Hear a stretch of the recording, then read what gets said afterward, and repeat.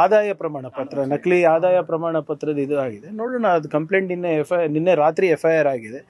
ಏನಿದ್ರು ಕೂಡ ನಾವು since it's KPSC is constitutional body, ಅದನ್ನ ಕಾನೂನಾತ್ಮಕವಾಗಿ ಹೇಗೆ ಟ್ಯಾಕಲ್ ಮಾಡ್ಬೋದು ನೋಡಬೇಕು. ಈಗ ಬೇಲಿನೇ ಹೊಲ ಇದ್ರೆ ಏನ್ ಮಾಡಕ್ಕಾಗತ್ತೆ ಇವ್ರೆ? ನಮ್ಮ ಕೈನಲ್ಲಿ ಇದೆಯಾ? ಎರಡು ಇದು ವಿಚಾರ ನನಗೆ ಬಿಟ್ಟರೆ KITನೂ ರದ್ದು ಮಾಡ್ತೀನಿ, KPCನೂ ರದ್ದು ಮಾಡ್ತೀನಿ. ಕಾನ್ಸ್ಟಿಟ್ಯೂಷನಲ್ಲಿನೇ ಮಾಡಬೇಕಾಗ್ತದೆ, ಅದಕ್ಕೆ ಹೊಸ ಕಾನೂನು ತರಬೇಕಾಗ್ತದೆ, ಆ್ಯಕ್ಟ್ ತರಬೇಕಾಗ್ತದೆ. ಸ್ವಲ್ಪ ಜನ ಹೇಳ್ತಾರೆ ಅದು ಮಾಡೋಕ್ಕಾಗಲ್ಲ, ಕಾನ್ಸ್ಟಿಟ್ಯೂಷನಲ್ ಇದು ಏನು ಕಾನೂನಾತ್ಮಕವಾಗಿ ತಗೋಬೇಕು ಅದು ಇದು ಅಂತ. ಕಾನೂನು ಮಾಡೋರು ಯಾರು ಇವ್ರೆ? ನಾವೇ ತಾನೇ. ಶಾಸನವನ್ನು ರಚನೆ ಮಾಡೋರು ಯಾರು? ಶಾಸಕರು. ಎಲ್ಲರೂ ಸೇರಿ ಒಂದು ತೀರ್ಮಾನ ತೊಗೊಂಡ್ರೆ ಕೇಂದ್ರದವ್ರು ಇರ್ಬೋದು, ನಾವಿರ್ಬೋದು, ತೊಗೋಬೇಕು. ನೀವು ಹೇಳ್ದಂಗೆ ಶುದ್ಧೀಕರಣ ಮಾಡಬೇಕಾಗ್ತದೆ. ಯುವಕರ ಭವಿಷ್ಯದ ಚೆಲ್ಲಾಟ ಸರಿಯಲ್ಲ. ನೀವೇ ನೋಡ್ತಾ ಇದ್ದೀರಾ, ಮೊನ್ನೆ ಹುಬ್ಳಿ ಧಾರವಾಡನಲ್ಲಿ ಎಷ್ಟು ದೊಡ್ಡ ಪ್ರಮಾಣದಲ್ಲಿ ಯುವಕರು ಸೇರಿದರು.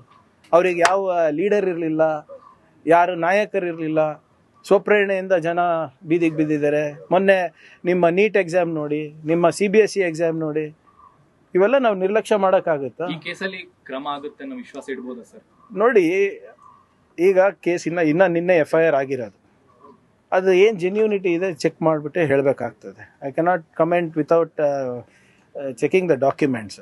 ಬಟ್ ಏನಿದ್ರು ಕೂಡ ವಿ ವಿಲ್ ಈ ವಿಚಾರದಲ್ಲಿ ನಮ್ಮ ಯುವಕರ ಭವಿಷ್ಯದ ವಿಚಾರ ಬಂದಾಗ ಮಾನ್ಯ ಮುಖ್ಯಮಂತ್ರಿಗಳು ಭಾಳ ಸ್ಪಷ್ಟವಾಗಿ ಹೇಳಿದ್ದಾರೆ, ರೆಕ್ರೂಟ್ಮೆಂಟ್ ಆಗಬೇಕು, ನಿಲ್ಲಬಾರ್ದು, ಮತ್ತು ಇಂಥದಕ್ಕೆ ಯಾವುದೇ ಅವಕಾಶ ಕೊಡೋದಿಲ್ಲ. ಈಗ ಹಿಂದೆ ನಾವು ಒಂದು ಕಾಯ್ದೆ ಕೂಡ ತಂದಿದ್ದೀವಿ ಭ್ರಷ್ಟಾಚಾರ ನಿಯಂತ್ರಣ ಮಾಡಲಿಕ್ಕೆ ಗೌರ್ಮೆಂಟ್ ರೆಕ್ರೂಟ್ಮೆಂಟ್ನಲ್ಲಿ.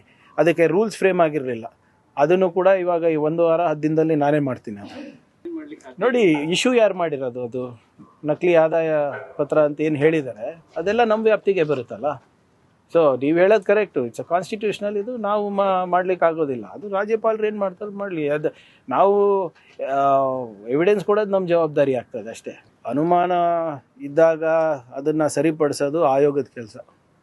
ನಾವು ಸಲಹೆ ಕೊಡಬಹುದು ಅಷ್ಟೇ ಸರ್ಕಾರ ಆಗಿ.